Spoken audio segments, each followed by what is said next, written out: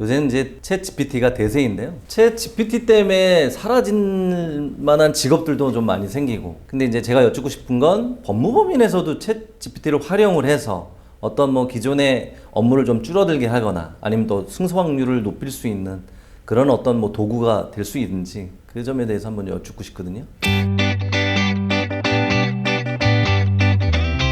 쉽게 얘기해서 의뢰인들이 변호사를 찾아왔던 사건들은요, 사실관계가 명백하고 증거가 명백한 사건은 거의 없어요.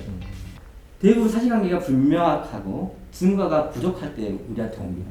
저도 많이 의뢰인들한테 얘기하는데 물이 컵에 반밖에 없어요. 그 능력있는 변호사는 그거를 판사 볼 때 물이 반이나 있네? 라고 느끼게 하는 변호사가 있는가 하면 물이 반밖에 없네? 라고 생각하게 하는 그런 변호사가 있겠죠. 유능한 변호사는 반밖에 없는 사실관계 속에서 물이 반이나 있네라고 생각하게 만들어주는 변호사. 그런 변호사가 유능한 변호사거든요. 근데 그거는 아까 말한 인공지능이 할 수 있는 게 아니죠. 그럼 변호사로서는 그런 긍정적인 시각을 갖고 있는 게 되게 중요하겠네요. 네, 그러니까 그렇게 사실관계를 보게 하는 능력. 어차피 판사들은 변호사가 보여주는 세계만 볼 수밖에 없거든요. 판사들에게 물이 반밖에 없지만 반이나 3분의 2나 있네라고 보이게 하는 능력. 네, 그게 저는 능력이라고 봐요. 부동산 전문 변호사라고 하면은 좀 짧게 좀 설명 좀 부탁드릴까요? 네, 일단은 전문 변호사 제도라는 게 이제 대한변협에서 만든 건데요. 자격 요건이 최근 3년 동안 부동산 관련 소송을 30건 이상 하고 또 14시간 정도 관련 분야의 교육을 이수하게 되면은 적당한 이제 신청을 통해 가지고 전문 변호사 등록증을 주는 겁니다. 그럼 변호사님, 네. 부동산 전문 분야는 어떤 분야를 저기 얘기하는 걸까요? 뭐 제가 이제 요새 많이 하고 있는 걸 말씀드리면 공유물 분야 같은 거, 땅 같은 거 나누는 거요. 주유토지 통행권 같은 거, 부동산 취득시효, 내지는 경계침범 토지인도 사건, 내지는 뭐 부동산 관련 계약 소송들 그런 것들을 주로 하고 있습니다. 우리가 그 부동산이라고 하면 흔히 이제 부동산 뭐 임대차 계약도 하고 부동산 매매 계약도 네, 하잖아요. 네, 네.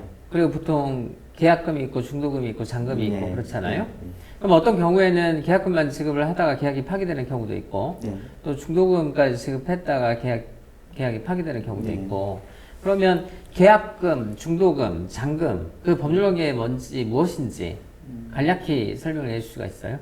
계약금, 중도금, 잔금을 다 쓰는 이유는 계약금만 주고 나면은 일반 당사자가 계약금의 뭐 2배를 주고 파기하는 게 자유로워요.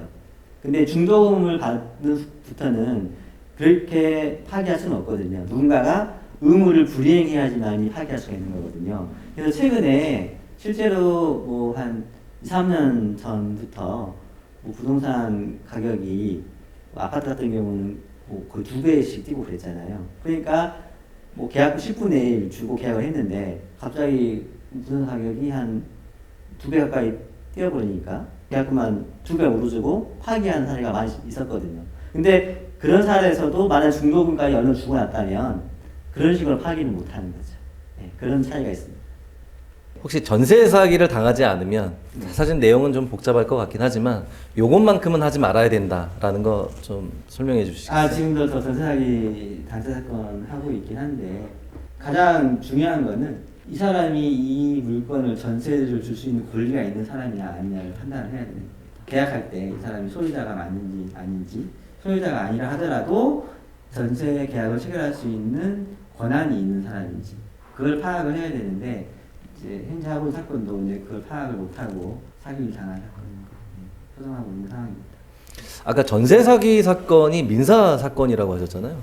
근데 그 집주인이 사기를 치려는 의도가 있다라고 하면 이게 형사로 가는 어떤 사건이 아닌가요? 사기 같은 경우는 형사로 일단 사기죄로 고소를 하고 민사로 이제 그 손해배상으로 전세 보증금을 청구하거나 그렇게 합니다.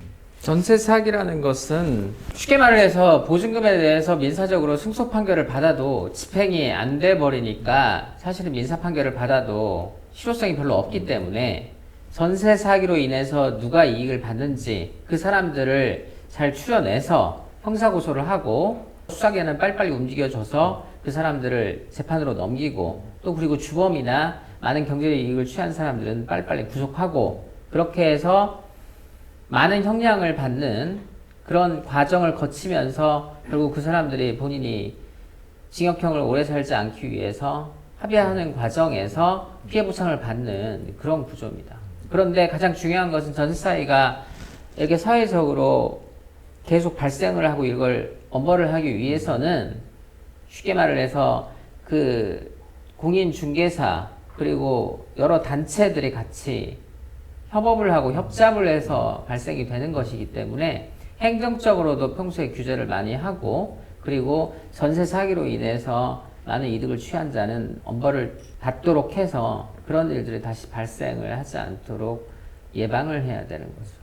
변호사가 모든 사건을 이길 수는 없잖아요. 당연합니다. 네. 근데 이길 수 있으리라 생각했던 사건이 어떠한 사유에서 졌다. 네. 그럴 때 어떤 마음을 가지고 또 의뢰인에게는 또 어떻게 대해 주시나요?